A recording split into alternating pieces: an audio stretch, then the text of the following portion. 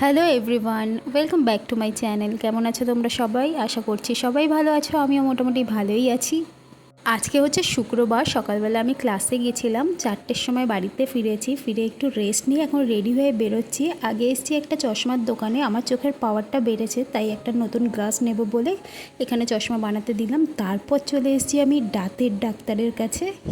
অনেক দিন ধরে দাঁতে ব্যথায় খুব ভুগেছি। ফাইনালি আমার দাঁত তুলতে হবে, একটা নয় 3টে। তো একটা একটা করে তোলা শুরু করব, মানে একটা করে তুলতে হবে, একবারে তো 3টে তোলা যাবে না। তো ফার্স্ট টাইম দাঁত তুলতে এসে আমি তো ভীষণ নার্ভাস ছিলাম আর খুব ভয় লেগেছে।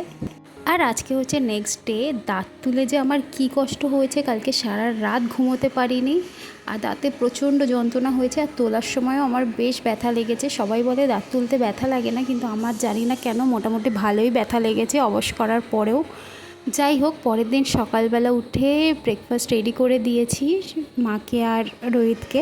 আমি খেয়েছি ছাতু গুলে, কারণ আমাকে এখন নরম আর গরম, মানে নরম জিনিস খেতে বলেছে, গরম আর শক্ত খাবার খেতে বারণ করেছে 2-3 দিন। তো এখানে আজকে বানাবো খিচুড়ি, আর রোহিত আমাকে মেটে এনে দিয়েছে, বলছে তুমি তো চিকেন খেতে পারবে না, তাই মেটে দিয়ে খিচুড়ি বানিয়ে খাও। আমি জীবনে কোনোদিনও মেটে দিয়ে খিচুড়ি বানিয়ে খাইনি, আজকে ফার্স্ট টাইম ট্রাই করব।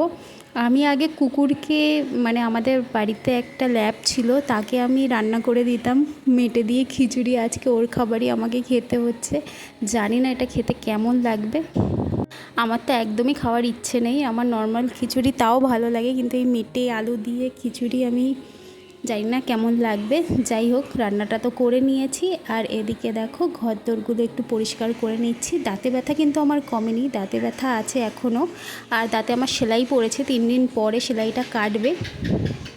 এখানে দেখো মেটেটাকে ভালো করে কষিয়ে নিয়েছি মাংসর মতো করে, তারপর চাল ডালটা দিয়ে দিচ্ছি। ডালটা আমি আগে ভেজে নিয়েছি, তারপর একটু লঙ্কার গুঁড়ো, জিরে গুঁড়ো যা যা দেয় তাই দিয়ে একটু কষিয়ে জল ঢেলে দেবো। এবার এটা মাখা মাখা হয়ে গেলে ঘি গরম মশলা দিয়ে নামিয়ে নেবো, আর একটু চিনি দিয়ে দেবো।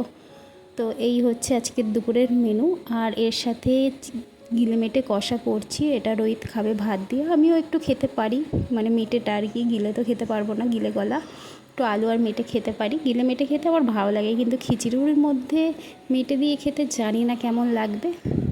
দাঁতে তো ব্যথা আছে, কথা বলতে পারছি না সেরকমভাবে, আস্তে আস্তে খুব কথা বলছি, আর কালকে তো কথাই বলতে পারিনি। আজকে সকাল থেকে তাও টুকটাক করে কথা বলছি। আর এখানে ঘরটা ঝাড়ু দিয়ে নিচ্ছি, দাঁতে ব্যথা থাক আর যাই থাক, ঘরের কাজকর্ম তো করতেই হবে বলো। রান্নাবান্না ঘরের কাজকর্ম সেরে এখানে দেখো রেডি হয়ে গেছে, আর আমার এক পাশের দাঁতটা, মানে গালটা দেখতে পাচ্ছি একটু ফুলে গেছে। তো যাই হোক, একটুখানি বেরোচ্ছি, কিছু টুকিটাকি দরকার আছে, সবজি নিতে হবে। কালকে আবার যেহেতু ক্লাস আছে, কিন্তু কালকে আমি ক্লাসে যাব না দাঁতে ব্যথার জন্য, একেবারে সোমবার থেকে যাব।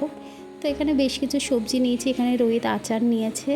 হঠাৎ জমজমিয়ে বৃষ্টি এলো, আমরা এখানে একটা শেডের তলায় দাঁড়িয়েছি, বৃষ্টিটা কমলে তারপর বাড়ির দিকে যাব। একটু বৃষ্টিটা কমছে, বাড়িতে চলে এসেছি, আর আবারও দেখো ঝমঝমিয়ে বৃষ্টি এসছে। খুব ভালো লাগছে ওয়েদারটা, কিন্তু একটুও ঠান্ডা নেই, সেই গরমই রয়েছে বৃষ্টি যতই হোক না কেন। The next day. আর আজকে হচ্ছে আবারও নেক্সট ডে। এই দাঁতে ব্যথার জন্য ব্লগটা ভালোভাবে করতে পারছি না, 3 দিন চলে গেলে আবার ভালো করে ব্লগটা শুরু করব। সকালবেলা আগেন আমি ছাতু খেয়েছি, কারণ শক্ত জিনিস খেতে পারবো না তাই। তারপর আবারও ঘরের কাজকর্মে লেগে গেছি, আজকে তো ক্লাসে যাব না। আর আজকে হচ্ছে শনিবার, শ্রাবণ মাসের প্রথম শনিবার, এমনিও শনিবার করে আমরা নিরামিষই খাই, তো আজকেও নিরামিষই রান্নাবান্না করব, তার আগে ঘরের কাজকর্মগুলো। আর তোমাদের যদি আমার এই ব্লগগুলো দেখতে ভালো লাগে, প্লিজ আমার চ্যানেলটা সাবস্ক্রাইব করে দিও, আর আমার ভিডিওটা একটা লাইক কমেন্ট করে দিও। তোমাদের একটা লাইক কমেন্ট আমাকে ভীষণভাবে মোটিভেট করে নেক্সট ভিডিওগুলো বানানোর জন্য। এখানে গাছগুলোকে একটু ঝেড়ে দিলাম, একটু হালকা হালকা ধুলো পড়েছিল, আর দেয়ালটাও সাথে ঝেড়ে দিলাম।